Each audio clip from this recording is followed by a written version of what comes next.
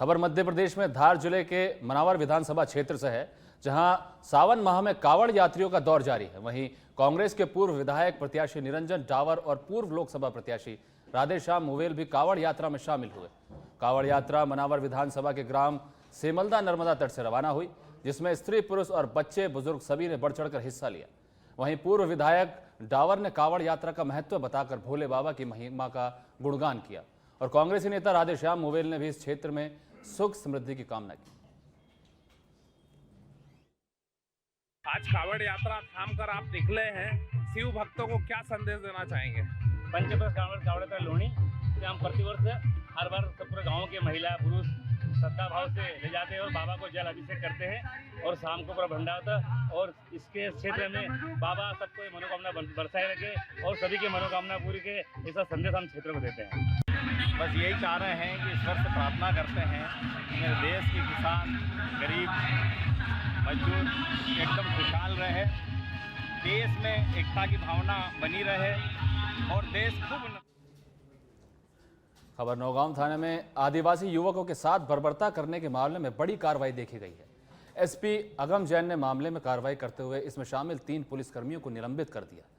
इनमें एएसआई शिवदयाल प्रधान, आरक्षक अरविंद शर्मा और आरक्षक राम जाट शामिल हैं। हालांकि आरोपित थाना प्रभारी पर कोई कार्रवाई नहीं की गई है, जिससे आदिवासी समाज और स्थानीय जनप्रतिनिधियों में आक्रोश है। आपको बता दें कि चोरी के शक में आदिवासी समुदाय के 4 युवकों को थाने में हिरासत में लेकर उनके साथ अमानवीय व्यवहार किया गया था, जिसमें विरोध में पुलिस कर्मियों पर कार्रवाई की मांग को लेकर पीड़ित युवक और उनके परिजन एसपी ऑफिस में पहुंचे थे, जिसके बाद एसपी के द्वारा यह कार्रवाई की गई है।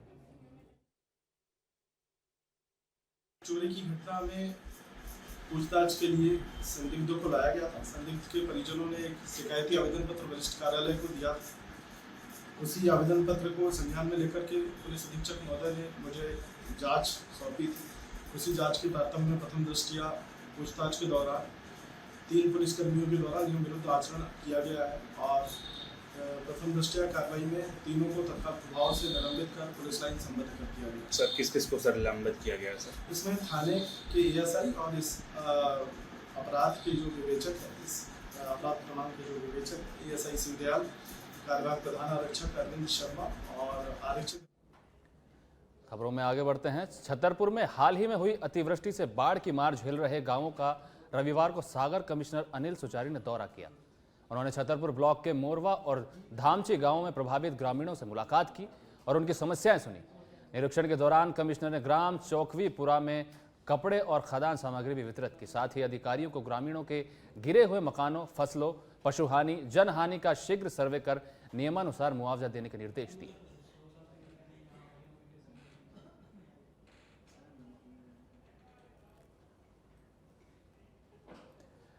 मध्य प्रदेश के भिंड से बड़ी खबर है, जहां बीजेपी विधायक के साले के खिलाफ दुष्कर्म की शिकायत ग्वालियर की एक महिला ने दर्ज कराई है।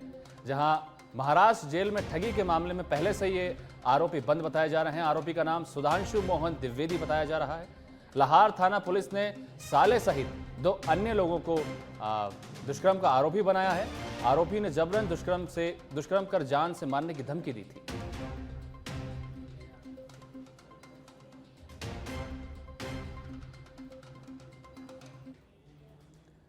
छतरपुर से एक अजीबोगरीब मामला सामने आया है, जहां पर वृंदावन के प्रसिद्ध संत प्रेमानंद जी महाराज से मिलने की चाह में एक नाबालिग युवक घर पर बिना बताए मथुरा पहुंच गया। वहीं बालक के अचानक गायब होने से परिजन परेशान हो गए। परेशान परिवार ने बेटे के गुम होने की सूचना थाने में दी। इसके बाद पुलिस के प्रयास ने नाबालिग को मथुरा से सकुशल बरामद कर लिया है। नाबालिग बेटे के मिल जाने के बाद परिजनों के द्वारा सिविल लाइन थाना पहुंचकर थाना प्रभारी और पुलिस के स्टाफ का शॉल श्रीफल से सम्मान किया गया। सेप्टिक सिटी में शाम को 6 बजे बच्चा मम्मी से घूमने के लिए कह के 20 मिनट बाद आता हूँ। इसके बाद से वो अचानक एक ई रिक्शा में बैठ करके रेलवे स्टेशन पहुँचता है और कुरुक्षेत्र से बैठ करके मथुरा पहुँच जाता है। तो जिसको तलाशते हुए मथुरा में फुटेज निकालने पर मिला और उसके बाद स्टेशन पे तलाश करते करते मथुरा स्टेशन पर मिला। कब चला गया था, फिर किस दिन मिला? 14 तारीख को शाम 6 बजे से गायब हुआ था और 17 तारीख को शाम को 6 बजे मथुरा में प्राप्त हुआ। क्यों चला गया था बच्चे, क्या था? बच्चे को कुछ समझ में नहीं आ रहा। बच्चे से पूछने पर उसने बताया कि पापा हमारी समझ में नहीं आया, हम तो पैप्टिक सिटी गेट तक हमको मालूम, गेट तक हम आए हैं। इसके बाद से हमको खुद याद नहीं कब हम रिक्शे पर बैठ गए हैं, कब ट्रेन पर बैठ गए। हमको जाके मथुरा में हमारी नींद खुली, मथुरा में जाके हम उतर गए। जी, दिनांक 14 जुलाई को सूचना मिली थी कि एक नाबालिग बच्चा उम्र 13 साल का था, वो अपने घर से कहीं चला गया है, जिस गुमशुदगी दर्ज की गई, अपराध पंजीबद्ध किया गया। उसके बाद उसकी तलाश की जा रही थी। उसे मथुरा से दस्तयाब किया गया है, मथुरा वृंदावन से, और लेकर अभी थाने पर आए हैं। किस दिन गुम हो गया था, कब मिला है? जी 14 तारीख को गुम हो गया था। ये करीब परसों के मिला है और जिस पर कार्रवाई की जा रही है। पैप्टिक सिटी में वहीं मां वैष्णो धाम आदर्श नव दुर्गा मंदिर में श्रावण माह के दूसरे सोमवार को भक्तों की भारी भीड़ देखने को मिली। द्वितीय सोमवार पर भक्तों के द्वारा भगवान पशुपतिनाथ का अभिषेक किया गया। 21 लीटर दुग्ध और फलों के रसों से भगवान शिव का अभिषेक किया गया। श्रावणी पूर्णिमा यानी रक्षाबंधन के दिन श्रावण महोत्सव का समापन होगा।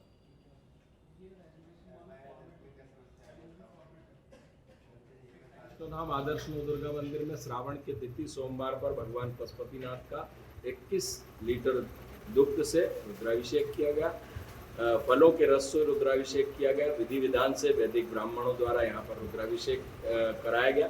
पिछले 9 वर्षों से निरंतर यहाँ रुद्राभिषेक भगवान पशुपतिनाथ का होता है और श्रावण माह पर विशेष तौर से भगवान पशुपतिनाथ का अनुष्ठान किया जाता है, जो कि पशुपतिनाथ समस्त मनोकामनाओं को पूर्ण। वहीं मध्य प्रदेश में विधायकों के नवीन आवास के लिए आज विश्राम गृह में भूमि पूजन किया गया। लोक निर्माण मंत्री राकेश सिंह ने बताया कि 159 करोड़ रुपए की लागत से बनने वाले विधायक आवास का भूमि पूजन मध्य प्रदेश के मुख्यमंत्री ने किया। इसमें 3 बिल्डिंग बनाई जा रही है। आज ही इसके दूसरे फेज की घोषणा भी मुख्यमंत्री ने कर दी है। विधायकों की दृष्टि से ये पहला चरण, आज इसका विधिवत भूमि पूजन के साथ शुरुआत हुई है। आज माननीय मुख्यमंत्री जी ने इसके दूसरे चरण की भी घोषणा कर दी है और ये एक ऐसा स्थान होगा जहां ग्रीन बिल्डिंग है, अग्निरोधी है, भूकंप रोधी है और उसके साथ साथ उन सभी जरूरी आवश्यकताओं की पूर्ति जिसके साथ विधायक यहाँ पर भविष्य की नीतियों पर, संकल्पों पर विचार विमर्श करके एक आने वाले मध्य प्रदेश की कल्पना को साकार करें। वहीं मध्य प्रदेश विधानसभा का सत्र 28 जुलाई से शुरू होने जा रहा है, जिसको लेकर मध्य प्रदेश विधानसभा अध्यक्ष नरेंद्र सिंह तोमर ने कहा कि यह सत्र 28 जुलाई से शुरू होगा और 8 अगस्त तक चलेगा। इसमें लगभग 10 बैठकें होंगी और पक्ष और विपक्ष इसमें कई मुद्दों पर चर्चा करेंगे। विधानसभा अध्यक्ष ने कहा कि इस प्रदेश में सोचने और विचार करने का, साथ ही किसी विषय पर मंथन करने का अधिकार हर किसी को है। पक्ष और विपक्ष दोनों मिल विधानसभा का सत्र 28 जुलाई से प्रारंभ होगा, 8 अगस्त तक चलेगा। इस सत्र में लगभग 10 बैठकें होंगी और मैं समझता हूं कि इस बैठक में पक्ष और विपक्ष दोनों मिलकर प्रदेश के विभिन्न मुद्दों पर चर्चा करेंगे। जो कानून सरकार की ओर से आएंगे, कानूनों पर भी विचार विमर्श होगा और सबकी भागीदारी से ये सत्र भी काफी सार्थक सिद्ध होगा। प्रदेश की चिंता के लिए कांग्रेस लगा रही है। अब खबर मायानगरी कहे जाने वाले मुंबई से है, जहां Juhu PVR oh my God fame Umesh Shukla की नई फिल्म हीर एक्सप्रेस का ट्रेलर लॉन्च आजकल खूब चर्चाओं में है। हीर एक्सप्रेस एक हीरोइन सेंट्रिक फिल्म है, जिसमें हीर का किरदार निभाया है नई अभिनेत्री दिविता जुनेजा ने और उनके साथ प्रीत कमानी, इसके साथ ही आशुतोष राणा, गुलशन ग्रोवर और संजय मिश्रा जैसे दिग्गज कलाकारों का भी अहम रोल है। ट्रेलर लॉन्च पर गुलशन ग्रोवर ने कहा कि उन्होंने रानी मुखर्जी, कंगना रनौत, कैटरीना कैफ और बिपाशा बसु जैसी अभिनेत्रियों के साथ डेब्यू फिल्म में काम किया है, लेकिन जो टैलेंट उन्होंने दिविता जुनेजा में देखा वो बेमिसाल है। वहीं आशुतोष राणा ने कहा कि फिल्म के सेट पर दिविता अपना काम बहुत ही मेहनत और लगन से करती थी। उन्होंने हंसते हुए कहा कि तुम काला टीका 2 बार लगाया करो। फिल्म हीर एक्सप्रेस का ट्रेलर सोशल मीडिया पर खूब धूम मचा रहा है। लंदन में शूट हुई ये फिल्म एक इमोशनल म्यूजिकल जर्नी है, जिसमें म्यूजिक दिया है तनिष्क बगीची ने। फिल्म के गानों को आवाज़ दी है जावेद अली, निकिता गांधी, नक्काश अजीज और जसबीर जस्सी ने। फिल्म निर्माताओं का दावा है कि यह एक साफ सुथरी पारिवारिक फिल्म है।